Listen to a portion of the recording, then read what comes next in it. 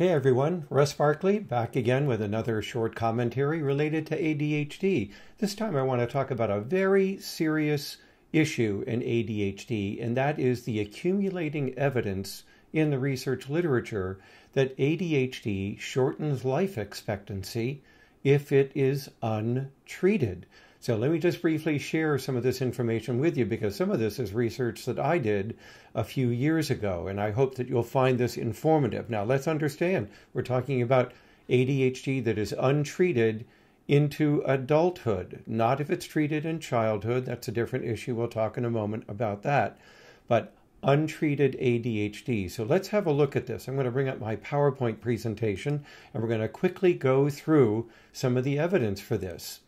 Now, I did a study a few years ago using my Milwaukee longitudinal data following children from early childhood ages 4 to 9 up until their late 20s to early 30s.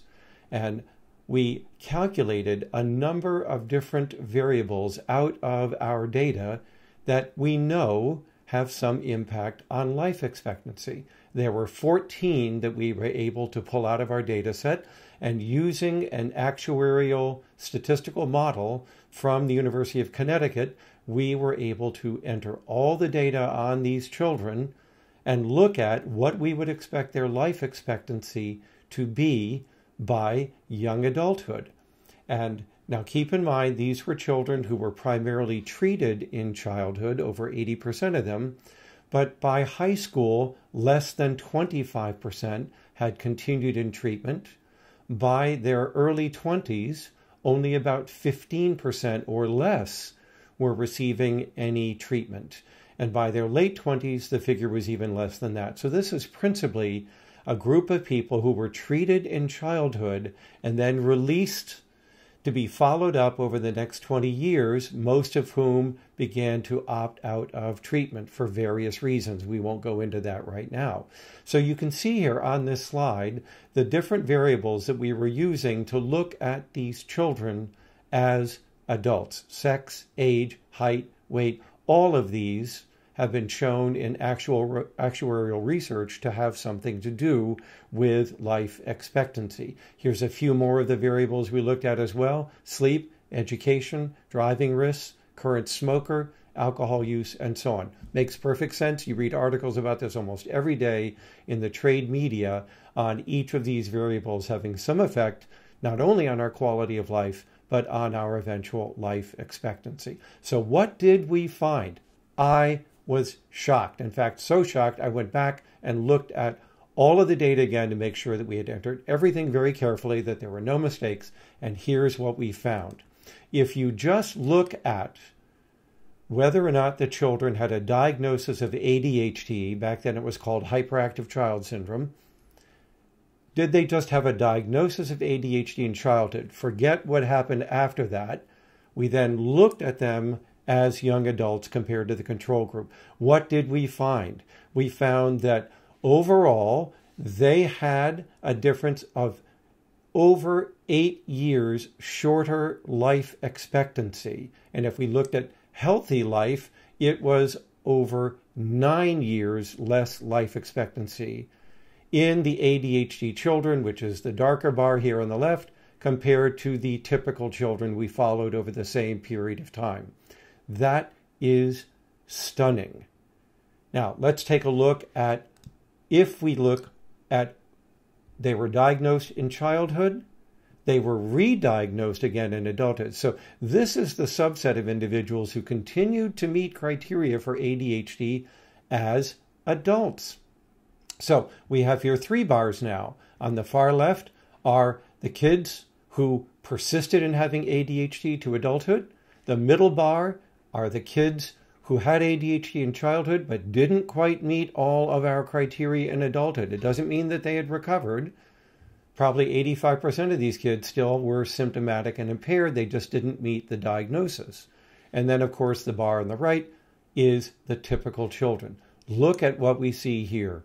If the children had ADHD as kids and could be re-diagnosed as ADHD in adulthood, we found, look at the right bar here, we found over 11 years difference in shortened life expectancy in the kids with persistent ADHD. The kids whose ADHD didn't persist, it was about 6.5 years less.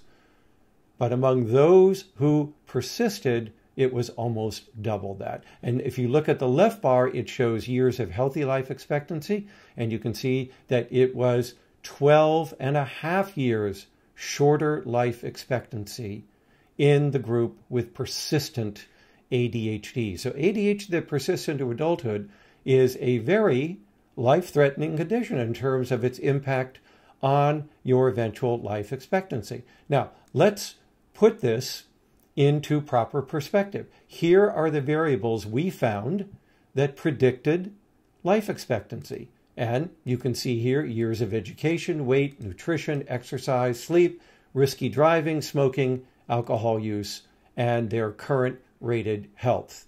Now, notice that virtually all of these are malleable. They can be changed.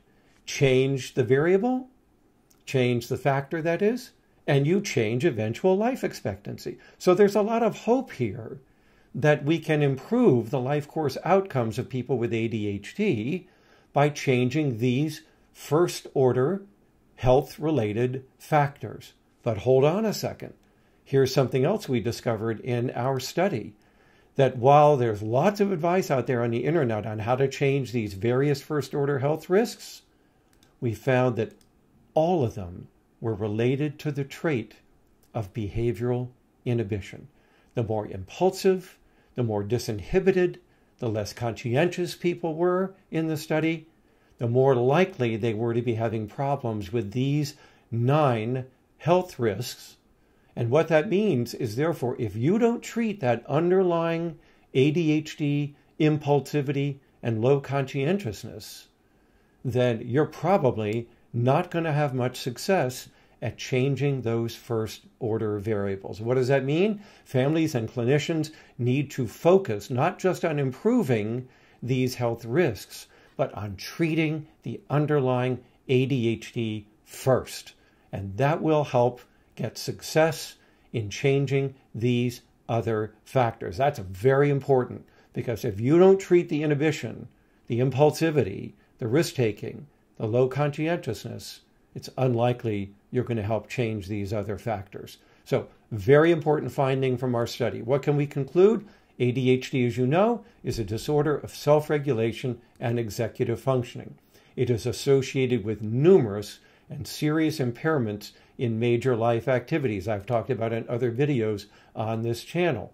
But it is also likely to be associated with a variety of adverse health and lifestyle risks that we know negatively affect life expectancy. And so if ADHD is not treated and treated continuously into adulthood, we see an increased risk of earlier mortality, not only from accidental injuries and suicide, which I've also talked about on this channel before, but now also from reduced life expectancy over the long run because of these other health problems. Nearly 10 years reduced healthy life and 10 years reduced life expectancy in those with childhood ADHD. But if that ADHD persists into adulthood, it's over 12.5 years of life expectancy reduction. Now, the good news is that we've seen a lot of research that shows that treating ADHD in adults reduces all of these risks and therefore should improve life expectancy. Now, why does ADHD have such a detrimental effect on life expectancy? Well, as you can see, it's because on a day-to-day basis, we are making countless decisions between now and later. What's good for us now, what's good for us later.